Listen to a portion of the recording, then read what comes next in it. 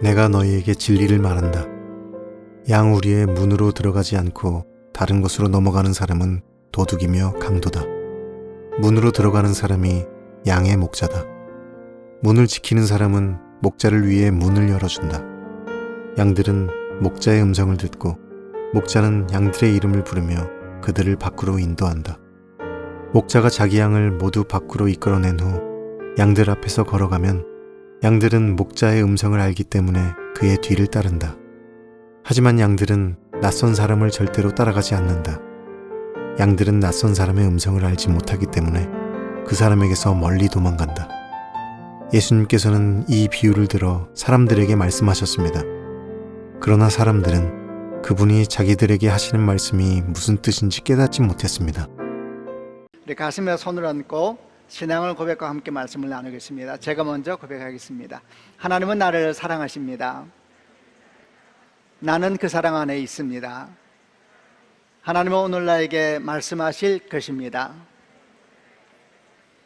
그 말씀에 능력이 있습니다. 그 말씀에 생명이 있습니다. 나의 마음을 하나님께 열겠습니다. 나의 생각을 예수님께 집중하겠습니다. 들은 만큼 변합니다. 들은 만큼 행복해집니다. 시편 23편 1절 말씀, 여호와는 나의 목자시니 내게 부족함이 없으리로다. 아마도 이 말씀은 성경에서 가장 많이 알려진 말씀 중에 하나일 겁니다. 다윗이 하나님을 나의 목자시다 이렇게 고백을 하고 있습니다. 그 말은 다윗이 하나님의 양이다 라는 고백이기도 합니다. 이렇게 하나님과 자기 관계, 하나님과 이스라엘의 관계를 목자와 양의 관계 또는 양과 목자의 관계로 고백하고 있는 것은 사실 다윗만이 아닙니다. 성경의 수많은 하나님의 사람들은 바로 그런 고백을 했었습니다. 이스라엘 백성들을 출애굽하게 하였던 위대한 지도자 모세가 자기 뒤를 이어서 이스라엘 인도할 지도자를 위해서 하나님께 기도할 때 이런 내용으로 기도를 했습니다. 민수기 27장 16절과 17절 개역개정으로 같이 읽어보겠습니다. 시작. 여호와 모든 육체의 생명의 하나님이시여 원하건대 한 사람을 이 회중위에 세워서 그로 그들 앞에 출입하며 그들을 인도하여 출입하게 하사 여호와의 회중이 목자 없는 양과 같이 되지 않게 하옵소서. 모세는 자신이 하나님의 종으로서 하나님을 대신하여서 이스라엘 목자의 역할을 하고 있다는 걸 알고 있는 사람이었죠. 그러니까 그 다음에 리더를 위해서도 기도하면서도 하나님의 종으로서 하나님을 대신하여 이스라엘 목자의 역할을 할 수 있는 사람을 보내달라고 기도를 하고 있는 내용인데, 이 기도의 배경에는 하나님께서 이스라엘의 목자이시다, 하나님께서 이스라엘 참된 인도자이시다라는 고백이 깔려 있는 겁니다. 이스라엘 백성들이 하나님께 나아갈 때마다 불렀던 노래 중에 시편 100편은 참 아름다운 노래예요. 아름다운 신앙 고백 중에 하나입니다. 시편 100편 1절부터 3절도 같이 한번 읽어보겠습니다. 시작. 온 땅이여 여호와께 즐거운 찬송을 부를지어다. 기쁨으로 여호와를 섬기며 노래하면서 그 앞에 나아갈지어다. 여호와가 우리 하나님이신 줄 너희는 알지어다. 그는 우리를 지으신 이요 우리는 그의 것이니 그의 백성이요 그의 기르시는 양이로다. 우리는 그의 것이니 그의 백성이요 그의 기르시는 양이로다. 예배로 갈 때마다 그들의 삶의 중심에는 예배가 있었지 않습니까? 그럴 때마다 항상 그들은 기억하며 노래했었습니다.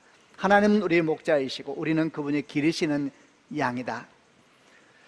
선지자들도 마찬가지 고백을 했습니다. 이사야 선지자는 장차 임할 메시아 하나님에 대해서 예언하면서 선포하기를 이사야 40장 11절 말씀에서 그는 목자같이 양떼를 먹이시며 어린 양을 그 팔로 모아 품에 안으시며 젖먹이는 암컷들을 온순히 인도하시리로다. 또 이사야 53장 6절에서는 우리는 다 양 같아서 그릇 행하여 각기 제 길로 가거늘 여호와께서는 우리 모두의 죄악을 그에게 담당시키셨도다. 성경은 처음부터 계속해서 하나님과 우리의 관계, 하나님과 하나님의 공동체의 관계를 목자와 양과 목자의 관계로 설명하고 있다는 것을 알 수가 있습니다. 왜 그랬을까요? 우선 그것은 이스라엘 백성들이 양과 목자의 관계에 대해서 너무 잘 이해하고 있었거든요. 그리고 동시에 두 번째는 이 양과 목자와 양의 관계가 하나님과 주의 백성들의 관계에 대한 비유로서 아주 탁월함이 있다는 이유 때문에 이스라엘 백성들도 그래하였던 것이고, 하나님도 당신을 내가 목자다라는 말씀으로 계시하시고 또 말씀하셨던 겁니다. 이스라엘 백성은 유목민입니다. 그래서 그들이 주 생활 수단은 목축이었습니다. 물론 계절에 따라서 밀도, 보리도 심고 거두었었고 많은 과일도 또 심고 거두었지만 중심은 목축이었습니다. 그리고 그 한가운데는 양이 있었지요. 그러니까 양과 목자의 관계를 얼마나 잘 알았겠습니까? 근데 사실 우리는 그렇지가 않습니다. 우리나라는 목축이 주가 된 나라가 아니었고, 그러다 보니까 양과 목자의 관계에 대해서도 사실 잘 모릅니다. 그나마 좀 떠오르는 것이 있다 그러면 대관령 가면 양떼 목장 같은 거, 그거 이제 애들 데리고 가서 구경하고 그거 떠오르는 정도밖에 없을 겁니다. 그러다 보니까 성경에서는 계속해서 하나님과 우리의 관계를, 양과 목자의 관계를 설명하시는데 우리 이해는 추상적이 될 수밖에 없고, 또 심지어 어떤 경우에는 양에 대해서, 목자에 대해서 잘못 이해하고 있는 경우도 있을 수가 있는 겁니다.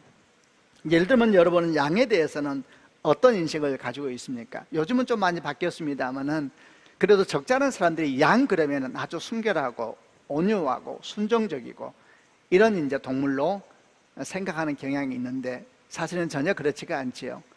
고대 근동 사람들도 양에 대한 인식은 매우 달랐었고, 오늘날도 중동에서 가장 불쾌한 말 중에 하나가 양 같은 놈, 양 같은 녀석, 이런 것이 약간 굉장히 불쾌한 말로 느껴진다 그러잖아요.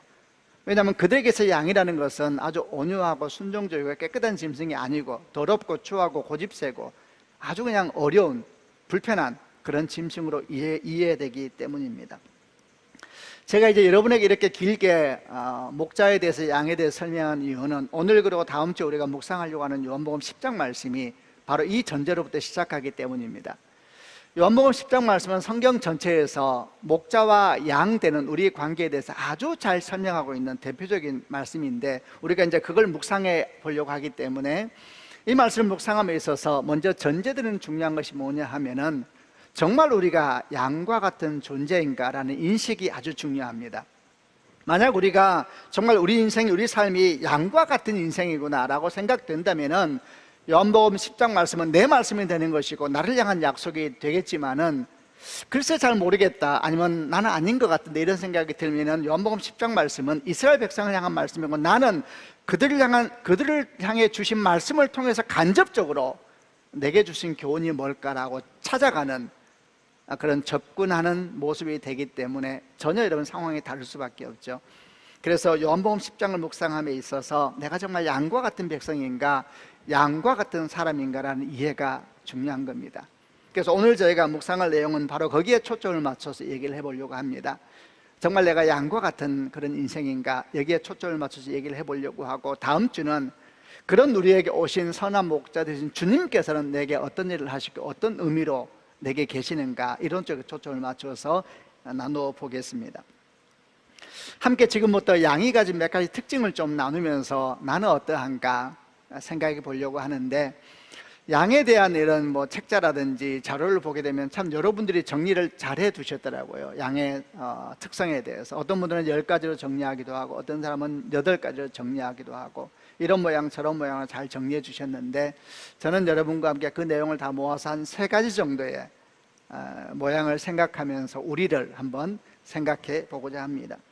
양은 어떤 특징들을 가지고 있는가? 첫째, 양은 아주 시력이 안 좋습니다. 근데 시력만 안 좋은 것이 아니고 고집이 세고 성질까지 안 좋은 동물입니다. 여러분, 동물 중에는 시력이 아주 좋은 동물들이 많습니다. 예를 들면 타조 같은 경우에는 동물 중에 가장 시력이 좋은 동물로 우리에게 알려져 있는데, 얼마나 시력이 좋으냐면 타조가 25.0이랍니다. 시력이 감이 안 오죠. 우리는 좋으면 1.5, 2.0이니까 막 10배, 20배. 그러니까 타조가 고개를 쑥 내밀고 이렇게 보는데 한 4km 거리에 있는 물건들도 움직임도 자세히 파악할 수가 있대요. 대단하죠. 우리가 언뜻 보기에는 머리가 그렇게 커 보이지 않는데 어떻게 눈이 좋을까 싶은데, 이 타조의 뇌의 대부분은 눈알이 채우고 있대요. 그 눈알이 어른들 손 이렇게 주먹 쥔 모습 정도 든다 그러니까, 타조를 생각해 보면은 타조의 머리는 대부분이 눈알인 겁니다. 그러니까 그럼 타조가 어떤 특징이 있냐면, 눈은 좋은데 머리가 나빠요. 그래서 들어보셨죠? 타조가 알 낳고 난 다음에 그 새끼잖아요. 그걸 밑에 모래에 따뜻하게 덮어 놓고 그걸 금방 잊어버려서 자기가 밟아서 다 깨뜨려 버린다 그러잖아요. 머리는 좋은데 눈은 좋은데 머리가 좀 나빠요. 속도는 굉장히 빠르죠. 빨리 달리면 90km 달린답니다. 그러니까 여러분 날개를 쓸 필요가 없는 거예요. 4km 전방에 있는 걸 보고 달리기 시작하면 아무도 못 잡는데 뭐 굳이 날개를 쓰겠습니까? 타조만이 아니고 매 있죠. 매. 공중에서 이렇게 먹이를 찾는 매도 눈이 아주 좋은데 시력이 한 9.0 정도 된다고 합니다. 그것도 대단한 거예요. 그래 공중에서 다 이렇게 비행하다가 먹이가 보면 번개처럼 낚아채서 먹는 것이죠. 이렇게 많은 짐승들이 시력이 좋은 것에 아주 대조적으로 양은 시력이 대단히 나쁩니다. 얼마나 나쁘냐면 마이너스 10. 근데 안경이 없어요. 여러분 상상해 보세요. 마이너스 10인데 안경이 없다고 보면 배는 게 있겠어요? 배는 게 없어요. 그래서 양은 한 1m, 2m 정도의 물건밖에 못 본다고 합니다. 그러다 보니까 몇 가지 특성이 나타나기 시작해요. 양은 뭐가 눈에 보이면 그걸 졸졸 따라다닌대요. 그러다 보니까 우리가 듣던 일이 생기는 겁니다. 앞에 가는 양이 쭉 가다가 낭떠러지 떨어져 버리는데 뒤 양이 계속 가서 떨어진다 그러잖아요. 왜? 배는 게 없으니까. 그저 가까이 보이는 거 그것만 쫓아다니고 거기에 움직이는 이제 그런 특징을 가지고 있는 거죠. 근데 여기에 더 문제가 뭐냐면 눈이 나쁜데 고집이 세요. 그래서 양 같은 경우에는 이제 목자들 쭉 데리고 다니는데 양은 항상 가던 길로만 가려고 하는 습관이 있고, 그리고 먹이를 먹어도 뿌리까지 다 파먹어 버려요. 그러니까 목자가 계속 양을 관찰하다가 때가 되면 빨리빨리 움직여주지 않으면 양을 그냥 냅두면 양이 있는 곳은 생태계가 다 파괴돼 버린다고 합니다. 뿌리까지 다 먹어버리니까 땅이 황폐화돼 버리니까 자라날 풀이 없는 거예요. 그러니까 목자가 그냥 냅두면 안 돼요. 보다가 때가 되면 빨리 다른 데로 옮겨줘야지 그 생태계가 유지가 되는. 고집도 세고. 근데 거기에 하나 더 참 당황스러운 것은 성질이 안 좋대요. 우리가 생각할 때는 양이 아주 온순할 것 같지요. 물론 아주 무서운 짐승에 비해서는 온순하겠습니다만은 양이 고집이 세고 성질이 아주 제멋대로여서 어떤 때는 자기 분을 못 이겨서 다른 양을 가서 쳐받기도 하고 또 양치기를 가서 받아버리기도 한대요.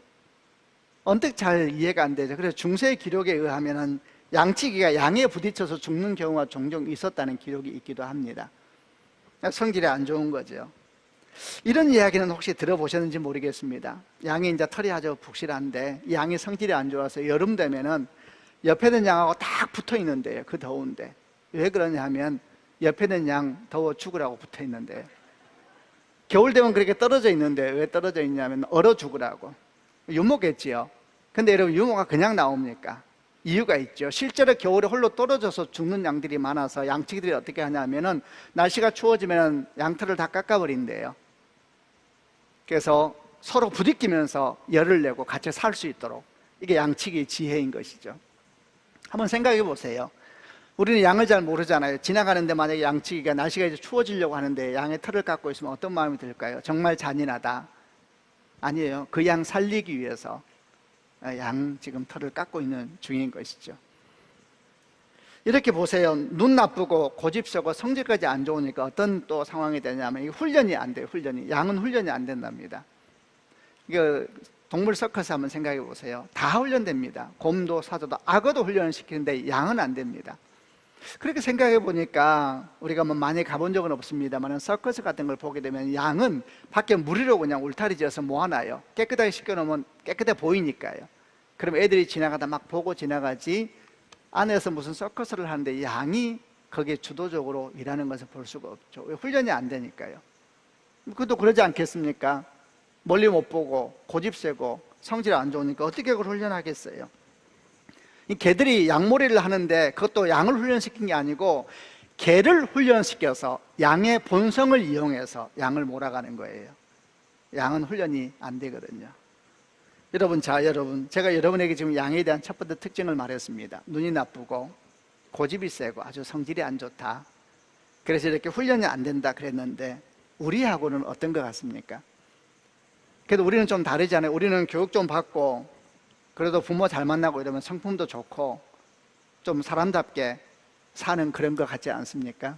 여러분 어떻게 생각하세요? 우리는 훈련하면 변화되는 사람들일까요? 여러분 아닙니다. 훈련해도 본성은 변화되지 않습니다. 배운 사람은 배운 사람대로 그렇게 이기적이고 못 배운 사람은 못 배운 사람대로 또 그렇게 무섭습니다. 참 옛날 말이 다 맞아요. 밤에 무서운 건 귀신이 아니에요. 사람이에요. 사람. 제일 경계할 건 사람이죠. 그래서 성경은 뭐라고 말을 하냐면 이런 우리에 대해서 하나님께서 이런 말씀을 하셨습니다. 이사야 48장 4절에 제가 한번 읽어볼게요. 내가 알거니와 너는 완고하며 네 목은 쇠의 힘줄이요 네 이마는 노시라 이랬어요. 주님 말씀입니다. 내가 알거니와 너는 완고하며 네 목은 쇠의 힘줄이요 네 이마는 노시라. 얼마나 고집이 세고 완고한지. 이 목의 힘줄이 쇠래요, 쇠. 강팍함에 대해서 하나님께서 말씀하는 것이죠. 여러분, 본성은 훈련으로 변화되지 않습니다. 그래서 성경이 뭐라고 말하냐면 거듭나야 되리라 이렇게 말씀하는 겁니다. 요한복음 3장 3절에서 주님께서 한밤중에 찾아온 니고데모에게 말씀하셨죠. 사람이 거듭나지 아니하면 하나님 나라를 볼 수가 없다 그랬죠. 아주 분명합니다. 변화돼서 사용되는 인생이 아니고 훈련돼서 새로워진 인생이 아니라 죽어야 된다. 이게 성경의 증언입니다. 거듭나야만 변화되는 것입니다. 정말 우리는 양과 같지 않습니까? 고집세고 우리는 아무것도 보지 못하지요. 1분 1초도 우리는 모릅니다.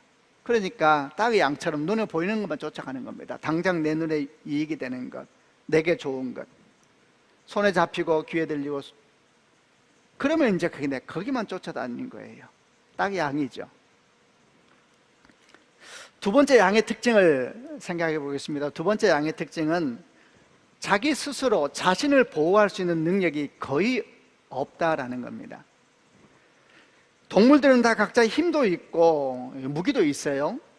그 힘을 통해서 자기를 보호하고 무기를 구합니다. 여러분, 곰이 얼마나 빠른지 아세요? 얼마나 힘이 센지 압니까? 곰이 얼마나 빠르냐면은 전 깜짝 놀랐어요. 곰이 최대 속도로 달릴 때 시속 60km. 그러면 100m를 6초에 끊는 겁니다. 100m 6초에. 안 놀라시는군요. 저는 이게 자료 제가 잘못 찾은 줄 알았어요. 우리나라 지금 사람들 중에 제일 빠른 100m가 우사인 볼트가 9.58입니다. 6초에 100m를 끊는다. 곰이 엄청나게 빠른 거예요. 여러분, 곰이 미련하단 말, 곰 같은 녀석이란 말은 역사적인 오해입니다. 곰은 굉장히 빠릅니다. 그뿐만 아니라 얼마나 힘이 센지 모릅니다. 그 발로 우리를 치면 우리는 저 보이지 않는 곳으로 날아가 버릴 것이고 그 발톱에 갈갈이 찢겨져서 형체도 알아보지 못하게 될 겁니다. 그래서 곰 만나면 어떻게 돼야 돼요? 답이 없습니다. 도망가면 안 됩니다. 남이 올라가도 안 됩니다. 답은 죽은 사람처럼 있어야 합니다. 굉장히 복음적이지 않아요? 얼마 전 제가 TV에서 미국의 옐로우스톤 국립공원에 여우가 겨울을 지나는 것을 촬영한 걸 보았는데 이 여우가 얼마나 지혜로운지 몰라요. 걸어가는데 이 먹이를 찾아야 살잖아요. 근데 옐로우스톤 겨울에 눈이 얼마나 많이 오는지 막 50cm, 60cm, 1m 이렇게 눈이 쌓여 있는데 이 여우가 가다 말고 눈 위에 가만히 멈춰요. 그리고 길을 쫑긋 세워요. 뭘 하고 있냐면 그 깊은 눈 저 아래에서 지나가는 설치류 쥐새끼의 소리를 듣고 있는 거예요. 그리고 들리면 어떻게 하냐면 재밌더라고. 붕 떠올라서 거꾸로 처박혀요. 고기를 그래가지고 그 밑에까지 몸을 집어넣어가지고 쥐를 잡아가지고 먹더라고요. 대단하죠. 근데 여러분, 참 이상하게도 양은 자기를 보호할 수 있는 수단이 거의 없습니다. 뿔은 뒤로 나 있어서 대적을 방어할 수 없고 강한 힘이나 발톱도 없습니다. 게다가 느립니다. 물론 우리가 생각하는 것보다는 빠릅니다. 근데 이게 빨라도 문제가 되는 게 고집이 세고 배는 게 없다 그랬잖아요. 그러니까 막 달려가니까 이게 공포가 너무 심해서 너무 무서움이 많고, 그래서 이전부터 야생동물들이 그걸 알아서 이 양들을 패닉 상태에 빠지게 해서 골짜기로 다 모았대요. 그리고 밤새 다 학살을 하는 거예요. 그러니까 우리가 간혹 듣지 않습니까? 늑대 한 마리가 하룻밤 사이에 수백 마리의 양을 죽였단 말이 사실인 거예요. 게다가 이 양은 잘못해서 넘어지면 그야말로 벌러덩 넘어져서 스스로 일어나질 못해요. 막 휘저다가 휘졌다 하는데 가만히 있어요. 양이 없으면 목자 없으면 양은 죽습니다. 이렇게 거의 자기를 보호할 수단이 없는 양은 우리하고 좀 어떤 것 같습니까? 우리도 양과 비슷합니까? 우리는 좀 다르죠. 우리는 지성이 있잖아요. 그래서 칼과 창을 만들고 방패를 만들어서 지금 나를 보호하는 정도가 아니라 얼마나 큰 전쟁을 일으키고 얼마나 많은 사람이 사람의 손에 죽습니까? 그런 면에서 본다면 우리는 우리를 방어할 수 있는 것 같지요. 그러나 조금만 더 생각해 보십시오. 짐승들과 우리의 차이가 뭡니까? 우리에게 더 큰 위험은 사실은 육체적인 문제가 아니잖아요. 내면적인 문제입니다. 사람이 어디서 병듭니까? 아무리 건강하고 많은 능력과 힘을 가지고 있고 돈과 권세를 가지고 있어도 얼마나 많은 사람들이 사람 같지 않은 인생을 삽니까? 얼마나 많은 사람들이 삶의 질서가 무너지고 내면이 무너져서 다 무너져버려서 깨어져 버렸습니다. 그런 사람이 가정의 아버지가 되면 가정의 통째로 무너지고 주변 사람을 다 무너뜨립니다. 얼마나 악하고 무서운지 모릅니다. 사람에게 자기 방어라는 것은 육체적인 문제만이 아니죠. 악을 분별하고 선을 분별하면서 악을 분별하여서 거부하고 선을 분별하여 취할 수 있는 분별력이 있어야 됩니다. 선한 분별력이 그 사람을 보호하는 것이잖아요. 여러분, 분별력이 없으면 어떻게 다 정신병 걸립니다. 여러분 생각해 보세요. 오늘날 얼마나 과학이 발달하고 있고 물질 문화가 정말 역사적으로 이렇게 부유한 적이 없었잖아요. 그런데 얼마나 많은 사람들이 정신적인 어려움을 호소하고 있고 앞으로는 어떻게 될까요? 무엇이 우리를 도대체 지켜주고 우리는 우리를 방어할 수 있습니까? 예, 물질은 어떤 한 부분은 방어하겠죠. 그러나 근본적인 내면을 지켜주지 못합니다. 우리에게는 정말 바르고 선한 분별력이 필요한 겁니다. 다시 물어봅니다. 우리는 우리를 보호할 수 있는가? 우리는 우리를 죽이는 거짓을 분별하여 거부하며 우리를 살리는 생명을 분별하여 취할 수 있는가? 절대적으로 없습니다. 왜냐하면 우리 안에는 옳고 그름을 분별하는 진리가 없기 때문입니다. 진리가 뭡니까? 종교적인 언어가 아니라 할지라도 진리라는 것은 발음이죠. 바른 이치, 바른 길, 생명, 빛, 이게 진리지 않습니까? 우리가 우리를 방어하기 위해서는 반드시 진리가 우리 안에 있어야 됩니다. 그래서 분별할 수 있어야 됩니다. 거짓을 멀리하고 당장 내 눈에 좋아 보이듯 저게 나를 죽이겠구나 라는 걸 알면은 단절시켜야 됩니다. 내 욕망이 나를 그리 끌고 간다 하더라도 저걸 먹는 순간 모든 것이 무너지는구나. 가정을 보호하고 삶을 보호하기 위해서 끊어야 되는 것이죠. 그런 진리가 내 안에 있는가? 없다 그랬습니다. 선과 악을 우리는 분별하지 못합니다. 이렇게 말하니까 어떤 분이 그러더라고요. 목사님, 창세기 3장을 보게 되면 선악과를 먹은 아담과 하와에게 하나님께서 말씀하시기를 저들이 선과 악을 아는 일에 우리 중 하나같이 됐다 이랬는데 왜 우리가 선과 악을 분별을 못한다 그럽니까? 이렇게 말씀을 하더라고요. 오해한 것이죠. 창세기 3장에서 저들이 선과 악을 아는 일에 우리 중 하나같이 되었다는 이야기는 선과 악을 분별하기 시작했단 말이 아니고 선과 악을 자기들이 결정하기 시작했다는 이야기죠. 어떻게 결정합니까? 자기들이 좋은 대로. 여러분 생각해 보십시오. 온 땅을 지배하고 있는 것이 그 논리 아닙니까? 결국 내게 이익이면 선입니다. 내가 손해보면 악이지요? 아닌가요? 여러분, 하나님이 없는 세상은 절대 진리가, 절대 기준이 없잖아요. 그러니까 우리가 지금 경험하고 있는 것처럼 오늘은 악이어도 내일은 선이 되는 것이고 저 동네는 악이어도 이 동네는 선이 되는 것이고 자기가 좋은 대로, 여러분 그렇게 그들은 선과 악을 결정하기 시작했습니다. 우리 안에는 진리가 없습니다. 우리는 우리를 보호할 수가 없습니다. 그럼 어떻게 해야 됩니까?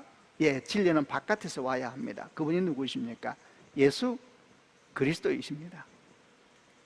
예수께서 우리 안에 오실 때 그때 우리는 진리 안에 있는 것이고 우리가 진리 안에 있을 때 우리는 진정 자유하게 되는 겁니다. 여러분, 자유라는 것이 막 사는 게 아니잖아요. 자유라는 것이 뭡니까? 정말 영과 육이 보호받으며 바른 길을 향하여서 춤추고 노래할 수 있는 것이 자유이지 않습니까? 주님 말씀하셨죠. 우리가 묵상해 왔죠.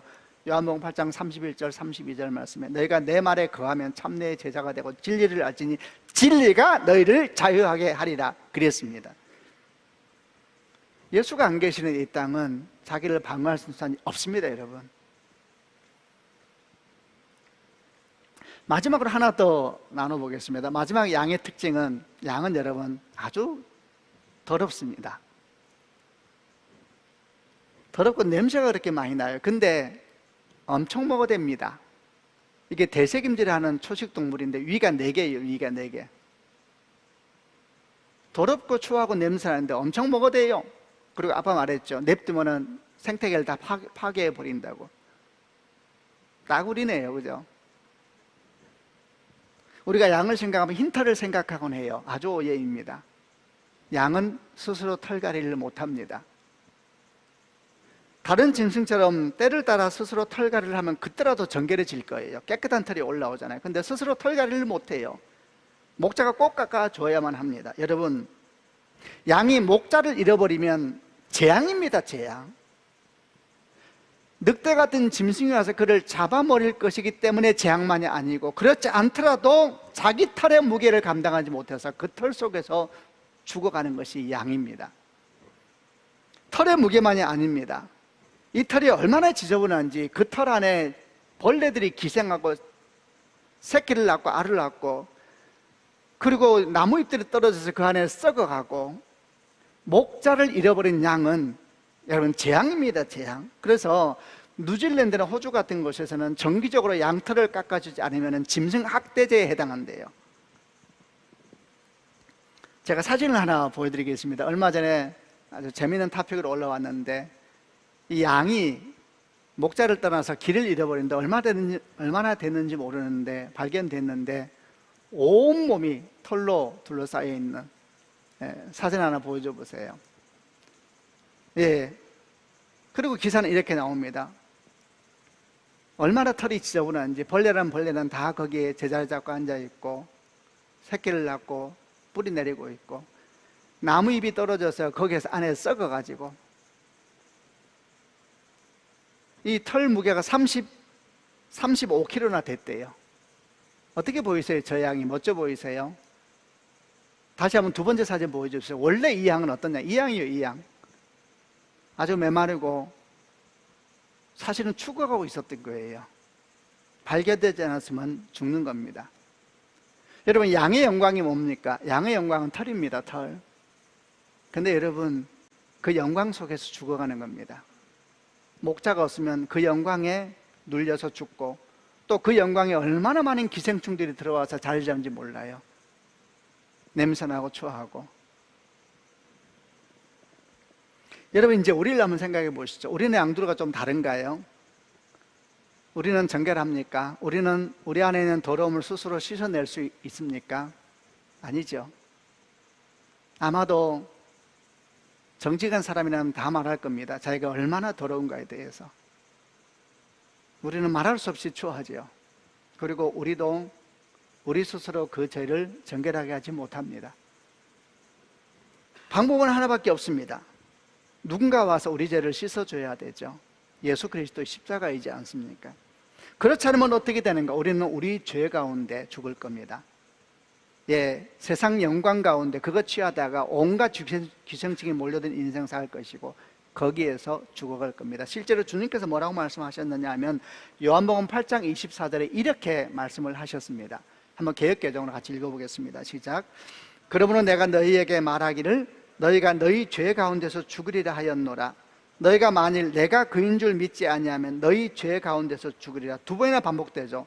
너희는 너희 죄 가운데서 죽으리라. 너의 영광이 너희를 죽일 것이며 너의 영광이 네 인생에 많은 기생충과 벌레들로 들끓게 할 것이다. 그러나 여러분, 목자가 오면 모든 것이 다 바뀝니다. 목자가 와서 그를 씻겨주기 시작하면 영광은 진짜 영광이 됩니다. 할렐루야죠. 영광은 진짜 영광이 됩니다. 목자가 와서 그 영광을 깎으면서 그걸 손대기 시작하면 그 영광은 많은 사람을 살리고 추운 사람들, 지친 사람들에게 안식처가 되는 진짜 영광이 되죠. 여러분, 목자를 못 만나면 재앙입니다, 재앙. 제가 여러분에게 지금까지 세 가지 정도의 양의 특징을 나누었습니다. 여러분은 어떻게 생각되세요? 동의가 됩니까? 참으로 내가 양과 같은 존재이구나, 이런 말씀에 여러분 동의가 됩니까? 첫 번째는 시력이 안 좋고 고집이 세고 성격이 안 좋다 그랬습니다. 두 번째는 스스로를 방어할 능력이 거의 없다. 세 번째는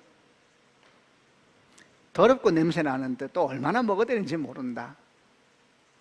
털 깎아주지 않으면 그 털 때문에 그는 죽을 것이다. 이런 말씀을 나눴었죠. 여러분은 어떠세요? 만약에 우리가 참으로 내가 양과 같은 인생이라고 동의한다면 거기에서부터 복음은 시작됩니다. 왜냐하면 그 사람들, 정말 내가 양과 같은 인생이라 라고 동의하는 사람들은 뭘 얘기하는 거냐 하면, 주님 나에게 목자가 필요합니다. 간과없다니 나를 목 잡는 양과 같이 버려두지 마십시오. 저는 목자가 없으면 죽습니다. 그 얘기를 하고 있는 거거든요. 그러나 만약 잘 모르겠다 또는 내가 양은 아닌 것 같다 동의하지 않는다면 사실 그 사람에게 예수님은 필요가 없습니다. 왠지 아세요? 예수님이 스스로 말씀하셨어요. 나는 목자로 왔다고. 그분이 우리 가운데 목자로 오셨거든요. 요한복음 10장 14절로 15절을 개역개정으로 같이 한번 읽어보겠습니다. 시작. 나는 선한 목자라. 나는 내 양을 알고 양도 나를 아는 것이 아버지께서 나를 아시고 내가 아버지를 아는 것 같으니 나는 양을 위하여 목숨을 버리노라. 여러분 보십시오. 예수님은 목자로 오셨습니다. 그래서 자기가 양이라는 사실을 아는 사람, 이처럼 복음이 없는 겁니다. 우리는 살 길이 생긴 겁니다. 그러나 내가 양이라는 사실을 모르는 사람은 그러냐고 무덤덤하게 바라보면서 그게 무슨 뜻이에요? 라고 묻겠지요. 양임을 아는 사람은 뜻의 문제가 아니고 생명의 문제거든요. 주님 말씀하세요. 나는 선한 목자다. 이 표현이 요한복음에서 아주 중요한 표현 속에 들어갑니다. 나는 선한 목자이다. 이게 현재형을 쓰고 있는데 이 현재형은 현재라는 시점을 의미하는 현재형이 아니거든요. 이 현재형은 시간과 공간 너머에 스스로 계신 하나님, 시간과 공간 너머 영혼 가운데 계신 하나님을 나타내는 표현입니다. 이 표현이 출애굽 3장에서 처음 나오지 않습니까? 출애굽 3장에서 불타는 떨기나무 가운데 모세를 만나시던 하나님께서 당신을 소개하시죠. 나는 스스로 있는 자이다. I am that I am. 나는 스스로 있는 자이다. 이때 현재형을 쓰세요. 이 현재형은 지금이라는 현재의 시점을 나타내는 게 아니고 시간 너머에 계신 영원한 하나님에 대한 계시적인 표현이었거든요. 이 표현을 사도 요한이 그대로 요한복음에 가지고 와서 몇 번이나 반복해서 사용합니다. 지금 우리가 나누고 있는 나는 선한 목자이다만이 아니라 나는 생명의 떡이다, 나는 세상의 빛이다, 나는 양의 문이다, 나는 부활과 생명이다, 나는 길과 진리와 생명이다, 나는 참 포도나무이다. 전부 다 현재형을 통하여서 뭘 말씀하시냐면 예수께서 하나님이심을 말씀하시고 동시에 그 예수께서 우리의 목자가 되신다, 우리의 생명의 떡이 되신다, 우리의 세상의 빛이 되신다, 이 말씀을 하고 있는 거거든요. 오늘 우리 말씀하고 연결시키면 여러분, 예수께서 우리의 목자가 되십니다. 할렐루야. 이것이 요한복음을 통해서 우리에게 외치고 있는 복음인 것입니다. 나는 선한 목자이다. 여러분, 예수께서 여러분과 저의 목자가 되시는 겁니다. 우리는 앞에서 한 3가지 정도의 양의 특징을 나누면서 참으로 우리가 양과 같다라는 이야기를 했었지요. 양과 같다는 이야기는 결국 무슨 고백이었습니까? 3가지라고 말할 수 있죠. 오늘 묵상과 연결시켜보면 첫 번째, 나는 멀리 보지 못하고 고집이 있으면 성품까지 문제가 있는데 제 성품은, 제 본질은 변화되지가 않습니다. 나는 어떻게 합니까? 그럼 주님이 우리에게 약속하시는 거죠. 나는 선한 목자라는 고백이, 말씀은 무슨 약속입니까? 내가 너를 거듭나게 하리라. 우리는 다시 또 주님 앞에 고백하는 겁니다. 주님, 내 안에 진리가 없습니다. 나는 무엇이 진리인지 알 수가 없습니다. 나는 선한 목자인 주님께서 말씀하시죠. 내가 곧 길이요 진리요 생명이다. 우리는 다시 주님 앞에 고백하는 겁니다. 나는 너무나 악하고 추합니다. 주님, 나는 어떻게 합니까? 나는 길이 없습니다. 주님께서 말씀하시죠. 내 보혈로 너를 씻어주리라. 여러분, 그분이 우리의 선한 목자가 되십니다. 이제 오늘 말씀을 정리해 보겠습니다. 사랑하는 성도 여러분, 오늘 말씀을 드리면서 여러분은 받아들일 수 있습니까? 나는 참으로 양과 같다. 이 말씀을 받아들인다면 사실 우리 가운데 이미 성령이 임하여서 함께 하시는 것입니다. 이게 은총입니다. 은총. 지식이 아니라 우리 가운데 정말 믿음으로 임하는 축복이 있기를 바랍니다. 여러분, 우리가 양입니다. 그리고 예수께서 목자이십니다. 그분이 우리를 위해 십자가에 죽으시고 다시 부활하심으로 우리의 영원한 생명이 되시고 거듭남의 모든 시작과 끝이 되셨고, 그리고 우리 모든 삶의 보호자가 되시고 인도자가 되시고 우리 안식이 되신 것입니다. 그분이 여러분과 저의 하나님이신 예수 그리스도이십니다. 명절이 시작됐습니다. 주여 내가 여러분과 함께하고 또 여러분 가족과 함께 하시기를 바랍니다. 내가 양과 같은 존재다라는 것을 이해하는 것이 아주 많은 부분에 있어서 우리를 보호합니다. 낙심할 것이 없습니다. 우리 자신을 보고 낙심할 때마다 우리는 다시 목자이신 예수를 보면 됩니다. 병들고 상하고 두렵고 가난하고 그럴 때마다 원래 우리는 그렇습니다. 여러분, 너무 비참하게 생각하면 안 됩니다.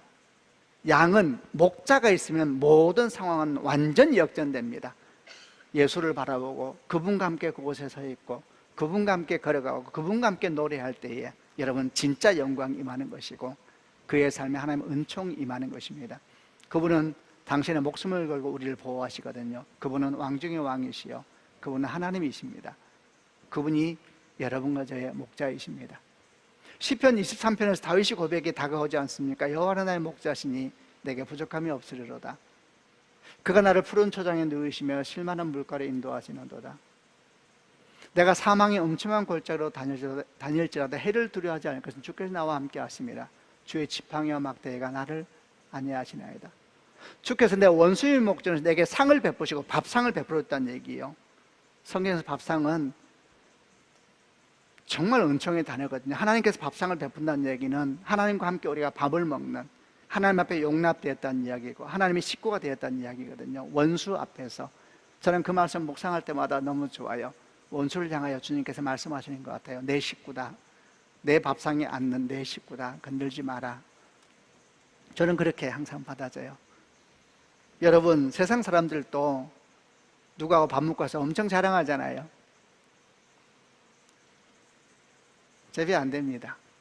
하나님께서 원수의 목전에 내게 밥상을 베푸시고 머리에 기름을 바르셨으니 내 잔이 넘치나이다. 여러분, 이게 주님의 고백입니다. 마지막에 뭐라고 말합니까? 내 평생에 선하신가 인자하심이 정녕 나를 따르리니 내가 여호와의 집에 영원히 거하리로다. 집은 성경에서 안식처입니다. 주님이 나의 안식이시요, 주님이 나의 평화이시요, 주님이 나의 기쁨이십니다. 그분이 우리의 목자 되시는 예수 그리스도이십니다. 주의 은총이, 그 놀라우신 보호하시면 오늘도 우리 가운데 함께 있으니 우리가 복된 사람인 줄로 믿습니다. 같이 기도하겠습니다. 가슴에 한 번 다 손을 얹어 보시지요. 성도 여러분, 오늘 말씀이 믿음으로 다 받아들여 주십니까? 참으로 주님, 제가 양입니다. 저는 양에 대한 묵상을 하면서 참 많은 생각이 들었습니다. 목자가 와서 빨리빨리 움직이지 않으면 생태계를 다 파괴시켜버리는, 고집세고 미련하고 눈에 보이는 것만 쫓아다니느라고 죽어가는지도 모르고 계속 그 길로 걸어가고 지 영광에 눌려서 죽어가고 그 영광에 수많은 기생충이 와서 알을 낳고 머물면서 죽어가는지 모르면서 그 영광을 자랑하고 있는 우리들의 모습이 참으로 양이구나, 아니 양보다 더하구나. 하나님, 제가 양과 같습니다. 저에게 정말 목자가 필요합니다. 다시 한번 주 앞에 고백하옵나니 내 인생의 목자가 되어주셔서 너무너무 감사합니다. 날마다 먹이시고 입히시고 보호하셔서 나는 여전히 불안하고 나는 여전히 염려하지만은 주와 함께 있으니 내가 얼마나 평안한지 모릅니다. 주신 말씀을 고백하며 우리 신앙을 고백하며 함께 통성으로 하나님께 기도하겠습니다.